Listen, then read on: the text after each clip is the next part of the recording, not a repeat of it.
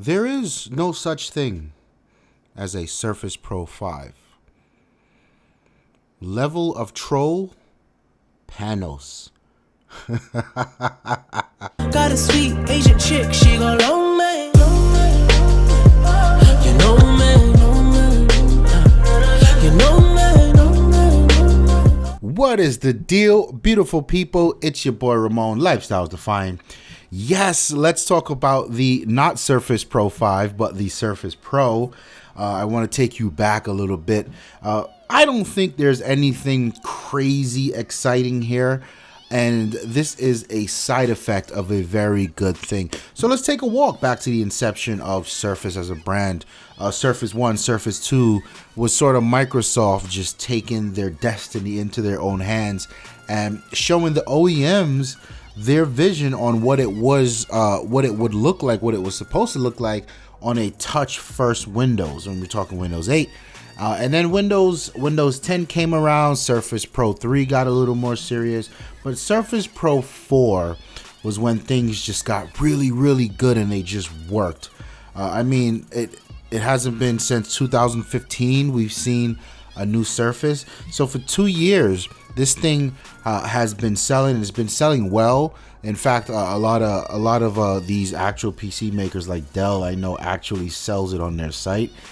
So you know, it's becoming a trusted household brand.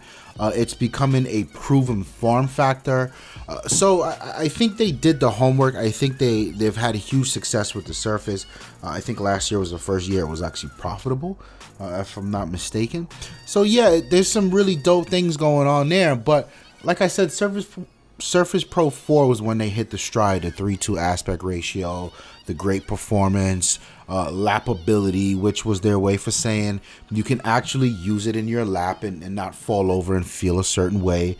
So all that stuff was there, and all that stuff returns for the 5th generation now. So I would excuse Microsoft if this iteration of the Surface Pro 5 seems a bit boring. And it's just because it was so good before, right? And if you have a Surface Pro 4, I don't think there's any reason to go out and get the new one. I'm just gonna say Surface Pro 5. I don't think there's any reason to go out and get the new one unless you are running up against certain or very particular performance bottleneck. You know what I mean? Like it's not running Photoshop and Lightroom fast enough for you. And I can tell you on my Surface Pro 4, it's completely fine. So I really don't see a reason to get the new one, but there are some dope things that's been done here. So what returns? Same form factor. The keyboard returns. This time it's wrapped in the Alcantara. I get corrected every time I say that. So that's that really comfortable, sweet feeling material actually that we saw debut on the Surface laptop. So that's there, and of course the old it'll work. The new type cover will work with the Surface Pro 4, so that's good news if you want to upgrade there. You see the same form factor. The hinge gets some special treatment. I thought it was cute that they're now calling it Studio mode for the Surface Studio. And what that means is it goes down to, I think it's 165 degrees of an angle now. So it's a lot more or a lot lower to the Surface than before, or to the Surface. But yeah, and in terms of the innards, we get the updates, the new Kaby Lake stuff. So starting from the bottom, you get a M-Core processor, which is what we see in a lot of the MacBooks, right? The M-Core 3 and the M5. Here you get the M3 processor, and then when you step it up, you get the new i5, and then even to the balls to the wall, you get the i7. Now, what's interesting is they have found some way to create magic with the i5, which is probably the version that most people are going to go with, just because it's the best. You get the most rounded system in performance.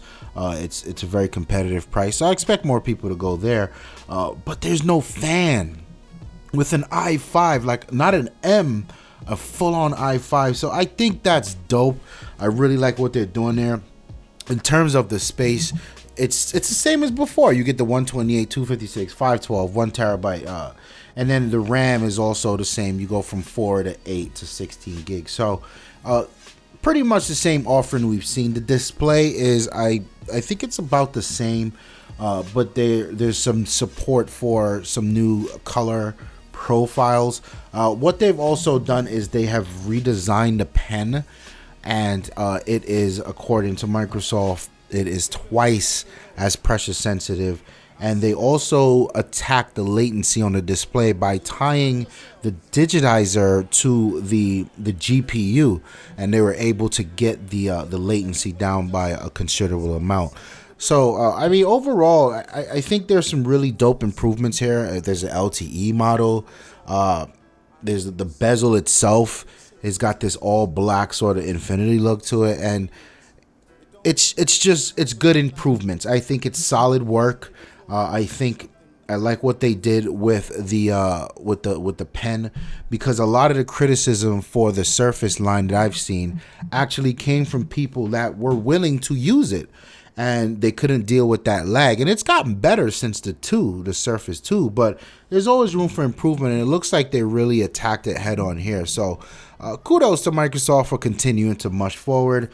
In terms of the FOH part of this, which this is not a big deal to me. This thing does not come with USB type C.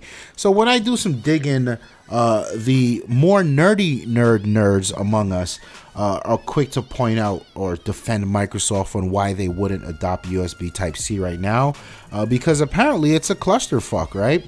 So there's some USB type C's out there. It's literally built to carry everything, but it not always does carry everything. So there's some laptops that were released earlier this month, I think, that had 2 USB type C ports. Was it Lenovo? 2 type C ports, and only one of them could actually charge, which means one's carrying data, one's carrying display, but it wasn't carrying power. And when you think about USB type C, that's not the experience you want. But I still don't understand why they don't put it on there, because you put it on there to do everything, and then let whomever go out and buy whatever cheap cable they want. So I don't know. I don't necessarily agree with it, especially when all my most of my phones now are USB type C. So it'd be nice to have another charger around the house. Whatever. They are no longer including the pen with the Surface profile. What is wrong? It's like, if Microsoft were a person, I feel like they do so much to get your attention and your respect, and then they just throw it all down the drain, and it makes you want to slap them. It's like, what is wrong with? Why are you taking away the pen? It was bad enough, and this was always one of my gripes from day one with the Surface line. Stop selling the keyboard separate. I don't care if you raise the price of the product, but don't sell the keyboard separate. It is like a core function to the thing. Stop doing that. And then here they go with version 2.0 of that dumb shit. They're just taking away the pen. So the pen is now $60 sold separately. Why? What is the rationale behind that? I would love to know. But nonetheless, I mean, I still think it's dope. I think there isn't much to be excited about, but you know, again, as these things get better and stronger and faster, and it's a little thinner, people who've been looking will probably now jump, and I think it'll just continue to push Surface as a brand forward. I don't know. You guys jump in the comments, get the conversation started. Let me know what you think. I know I'm not the only one that's not excited about this, especially because my workhorse is a Surface Pro 4. So I didn't really see anything today that made me like, whoa, it's time to upgrade. And that's okay. That's okay. Like the video if you like it. Don't forget to subscribe. We got plenty more content coming. My name is Ramon. I'm out of here. Peace. If I had to describe Lifestyles Defined, I would say it is a dream come true to have a platform where we can talk about the things that we love, and we can share with people who also love the things we love the way we love, and just have conversations that matter and go back and forth and grow as a community. It's been a pleasure. It's been a dream. And I just want to thank everyone that's involved for rocking out with us.